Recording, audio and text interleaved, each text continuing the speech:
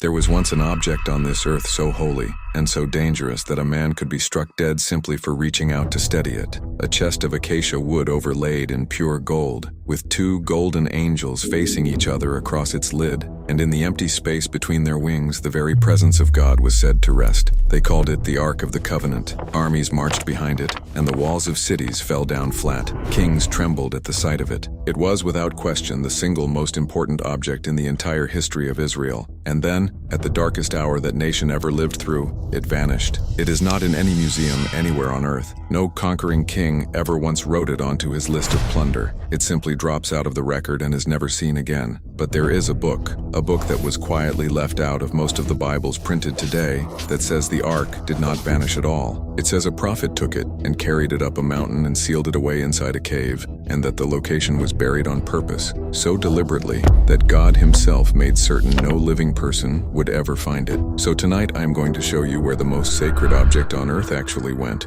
why a prophet hid it just before the end came, and the genuinely chilling reason the oldest account we have says it was meant to stay lost. But to understand why hiding it mattered so much, you first have to understand what this thing was, because we have lost all sense of it. The ark was not a relic in a glass case. It was treated as the most lethal object in the world. When the people first built it in the wilderness, God gave them rules for carrying it that read like rules for handling a reactor. Only one family was permitted to touch the poles that carried it. No one was allowed to look directly at it uncovered. Men were struck dead on the spot for so much as reaching out to steady it. This was the object that went before the people into the Jordan, and the river stopped flowing. This was the object carried around the walls of a fortified city until the walls collapsed into dust. To the people of Israel, the ark was not a symbol of God. It was the seat of God, the place where heaven touched the earth, and it was kept in the most hidden room of the temple, behind a great veil, in total darkness, where only one man could enter only one day a year. Hold that in your mind, because it is the key to everything that follows. This was the most guarded, most feared, most precious object on the planet, and it is gone. And here is what makes the vanishing even harder to swallow. This was not an object that sat quietly in one room for 1,000 years. Before it ever disappeared, the ark had a body count. Early on, the people made the mistake of dragging it into battle like a weapon, and the enemy, the Philistines, captured it and carried it off as a trophy. They set it inside the temple of their own god, a statue named Dagon, and the next morning they found that statue fallen on its face before the ark. They stood it back up. The morning after that, the statue lay on the floor again, this time with its head and its hands broken off. And then a plague swept through their cities, town after town, until the terrified Philistines loaded the ark onto a cart and sent it back to Israel with an offering of gold, desperate to be rid of it. Later, a king named David tried to bring it home to his new capital with music and dancing, and that is the very journey where the man named Uzzah reached out to steady it and dropped dead. David was so shaken that he left it in a private house for months before he dared to move it again. And finally, generations on, King Solomon built the great temple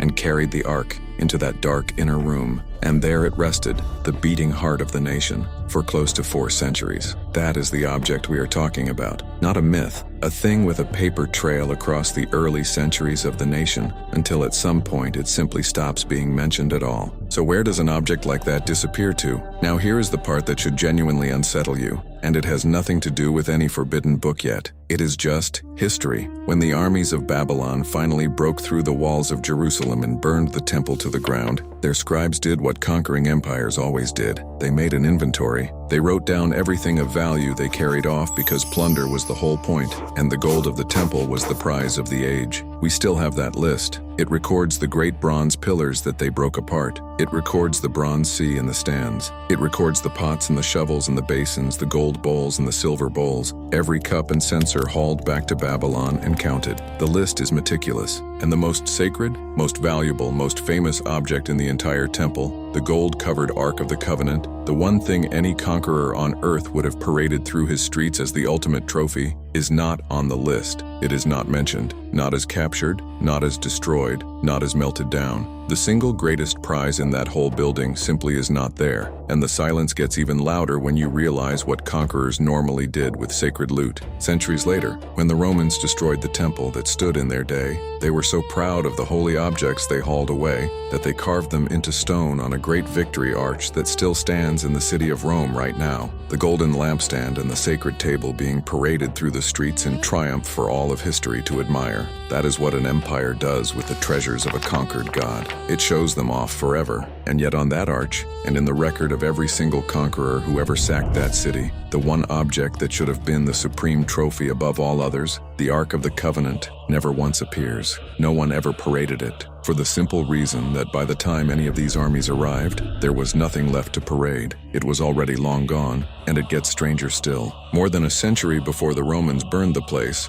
one man had already tried to see that treasure for himself. His name was Pompey, a Roman general, and he had heard the same rumors the whole world had heard of an unimaginable treasure the Jews guarded in the dark at the very heart of their temple. So he shoved past the priests, through the great veil that no outsider was ever allowed behind, and stepped into the holiest room on earth, expecting gold beyond counting. And the historians tell us exactly what he found. Nothing. The chamber was bare, more than 100 years before any fire ever touched it, and the rabbis of that era admitted the same thing in their own writings. They taught that where the ark had once stood, there was now only a single bare stone on the floor, and that the holy chest had been missing since long before the Babylonians ever arrived. The most sacred room ever built had been standing empty for centuries, and everyone simply knew it. So the question is not a religious question, it is a forensic one. Where does the most important object in the ancient world go when no army took it, no fire is recorded consuming it, and the room it lived in is simply found empty? And this is where the buried book speaks, the book that holds the answer the other records do not. It is called the Second Book of Maccabees, and most people watching this have never read a word of it because it was cut out of the Protestant Bible during the Reformation and set aside as something less than Scripture. It still sits, to this day, inside the Catholic and the Orthodox Bibles, fully canon, but for a huge part of the Christian world, it became one of the lost books, a book you were never handed in church. And tucked into its opening pages is a passage that calmly explains exactly what happened to the ark. Told as a matter of record, it says that the prophet Jeremiah, the same Jeremiah who wept over the fall of Jerusalem, was warned. Before the Babylonians ever breached the walls, he received a divine message, an oracle, telling him what was coming and what he had to do. And so, the book says, Jeremiah went and gathered the holiest things in the nation. He took the tent of meeting, the ancient tabernacle. He took the altar of incense, and he took the Ark of the Covenant itself, and he carried them out of the doomed city, away from the reach of the coming army. And where he took them is the detail that puts a chill down your spine because of what it connects to. The book says Jeremiah climbed the very same mountain that Moses had climbed at the end of his life, the high place from which Moses looked out over the promised land he would never enter. Jeremiah went up that mountain, and he found a cave, a hollow chamber in the rock, and into that cave he carried the tent and the altar and the Ark of the Covenant, and he set them down in the dark, and then he sealed the entrance. He blocked it up, the book says, so that the way in was hidden, and he came back down the mountain alone, having buried the presence of God in a cave on the same height where the law had first looked out over the land. Try to actually picture that night, an old prophet alone or very nearly alone, carrying the single most dangerous object in the world up a mountain in the dark, the same object that had struck men dead for a careless touch, now balanced in the hands of one frightened man who knew the armies were already on their way. The climb in the cold, the mouth of the cave, black against the rock, the holy things set down in the dust where no lamp would ever shine on them again, and then the long, deliberate, lonely work of sealing it, rolling the stone across, packing the gap, smoothing away every sign that the rock had ever been disturbed, until the entrance was just one more shadow on a mountainside full of shadows. And then the walk back down alone, a single man carrying the secret of where the presence of God now lay buried, knowing he would never tell another living soul, knowing it was never meant to be found. That is the last confirmed moment the Ark of the Covenant was ever in human hands. After it, there is only the dark and the seal, and a silence that is held for 2,500 years. Now you would expect the story to end with a treasure map.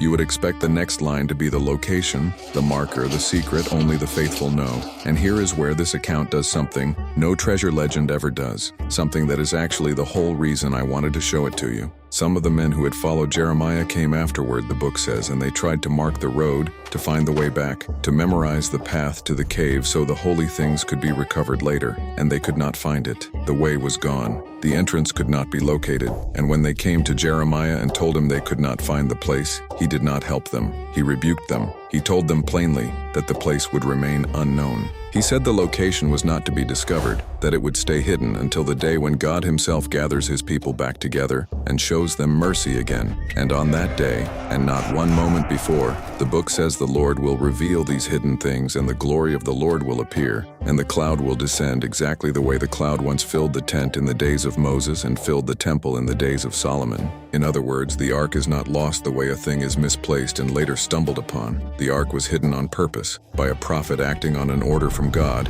and then the location itself was deliberately erased, sealed away from human memory, with a divine lock on it that the text says will not open until the end of days. It was not misplaced, it was made unfindable. And I want to be completely honest with you here, because this channel does not deal in fairy tales. The Book of Maccabees does not give you a name for that mountain that you could put into a map today, and it does not give you coordinates, and that is not an accident or a gap in the story. That is the entire point the text is making. The whole message of the passage is that the location is gone on purpose and that no expedition is meant to recover it. So if you came here hoping I would point at a spot on a map, the oldest source we have is telling you, very deliberately, that there is no spot to point at, because the prophet hid it precisely so that it could never be pointed at. The mystery is not that we lost the address. The mystery is that someone made very sure there would never be an address to lose. But that only deepens the real question, the one the title promised. And it is the question that should keep you up tonight. Why? Why would God order the most precious object in the history of his own people to be carried into a cave and sealed and erased from memory? If the only goal was to keep it away from the Babylonians, you could hide it and then recover it once the danger passed, the way people bury their valuables in a war and dig them up again when it is over. But that is not what happened. Jeremiah was explicitly told it must stay hidden, not for a season, but for an age, until the very end. And the answer to why is hidden in plain sight in Jeremiah's own writing, in a single sentence that most people read right past. Because Jeremiah, in his own book, the one that did make it into your Bible, recorded a prophecy from God about the ark, and it is one of the strangest things in all of Scripture. God says through Jeremiah that a day is coming when people will no longer say the words, the Ark of the Covenant. It will not come to mind. They will not remember it. They will not miss it. And they will not make another one. Read that again and let it land. God did not say the ark would be stolen. God said it would be forgotten, on purpose, and that it would never be rebuilt, because it would no longer be needed. That is the chilling reason underneath the whole story. The ark was not hidden because it was too valuable to lose. The ark was hidden because its time was ending. For centuries, the presence of God had been tied to a physical object, a gold box in a dark room that almost no one could approach, and the prophets were beginning to say that this arrangement was about to be over, that God was preparing to move out of the box, that the day was coming when his presence would no longer live behind a veil in a single room in a single city, but would be poured out in a way the old ark could never contain. So when Jeremiah carried that chest into the cave and sealed the door, he was not just protecting a relic from an army. He was closing a chapter. He was burying the old way of meeting God, deliberately, completely, with a divine command that it stay buried and never be remade. The location was erased because the object itself was being retired. God made it unfindable because God was finished with it as the seat of his presence, and a thing that is finished is not meant to be dug back up. And here is the detail that turns this from merely strange into something almost unbearable in its symmetry. The same prophet who carried the ark into that cave, Jeremiah, is the very same prophet who delivered the most famous promise of a brand new arrangement between God and mankind in the entire Hebrew Bible. It was Jeremiah who wrote down the words of God, saying that the days were coming when he would make a new covenant with his people, and that it would not be like the old one that was carved into tablets of stone. And where were those original tablets of stone kept? They were kept inside the ark itself. That was what the box carried. So listen to what God says the new covenant will be. He says that this time he will not write his law on stone at all. He will write it on the human heart. He will place his presence inside people, not inside an object. Now hold the two things side by side. The man who sealed the ark in the cave is the same man who announced that God was about to stop living in objects altogether. He buried the old seat of the presence with one hand and pointed forward to the new one with the other. The hiding of the ark and the promise of the new covenant came out of the same mouth in the same generation, because they are not two separate events. They are one event seen from two sides. One of them is a funeral, the other is a birth. The box was carried down into the dark precisely because the thing it had carried for 1,000 years was about to be poured out in a way that no amount of gold could ever hold again. Now I know what some of you are thinking, because there is a famous rival answer to this, and honesty demands that I deal with it. There is a tradition, held very seriously in Ethiopia, that the true Ark of the Covenant is not in any cave at all, but sits today in a guarded chapel in the city of Axum, watched over by a single monk who is never allowed to leave its grounds, and who alone may look upon it. Millions of people believe this with total sincerity, but notice what that claim cannot do. No outside scholar has ever been permitted to examine it. No photograph exists. No test has ever been allowed. It is a claim sealed behind a door exactly as firmly as the cave was sealed, which is to say it is another version of the same thing, the Ark present but utterly unreachable, guarded into invisibility. And Ethiopia is not even the only place that claims to be hiding it. There is an old Jewish tradition, written down by the rabbis themselves, that the Ark was never carried up any mountain at all, that instead it was lowered into a secret chamber deep beneath the Temple Mount, a hidden vault that Solomon was said to have prepared long in advance, precisely in case the day of destruction ever came.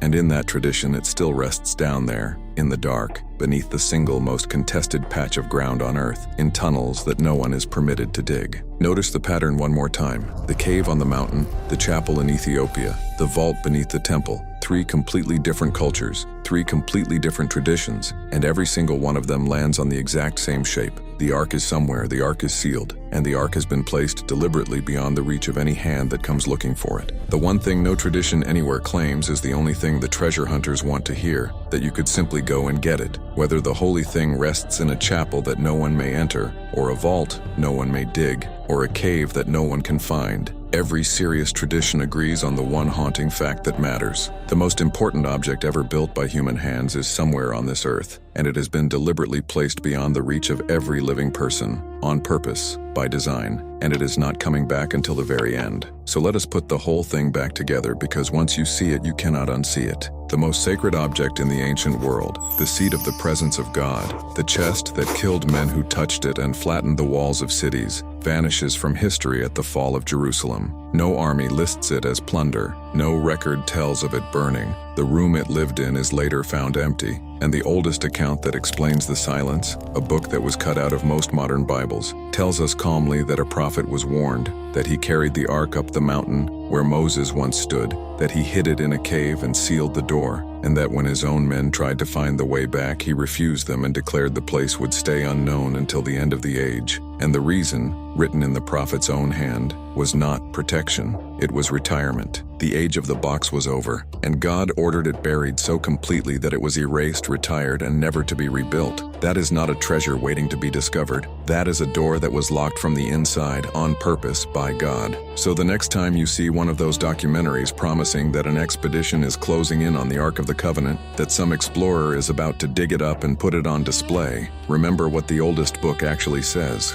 It says the search itself is a misunderstanding. It says the Ark was not lost. It was sealed away by a prophet, on a mountain, in a cave, with a divine order that the location remain erased until the day heaven decides to bring it back. And on that day, the book says, no one will have to find it at all, because the cloud and the glory will return on their own, the way they did for Moses and for Solomon, and the hidden thing will reveal itself. Until then, it stays exactly where God wanted it, unreachable, forgotten, unfindable by design. If this opened your eyes to something, then write the word unsealed in the comments. Write it for the cave that a prophet closed with his own hands and that no one has opened since. The seal that the oldest book says will not break until the end of all things. Write it so I know you made it to the end, and so the next person scrolling past learns that the most famous lost object on earth was never lost at all, only hidden, only sealed, only waiting. Subscribe to the Buried Testament, because every week we take another book they left out and read it back into the light. And the next time someone tells you the Ark is in a museum,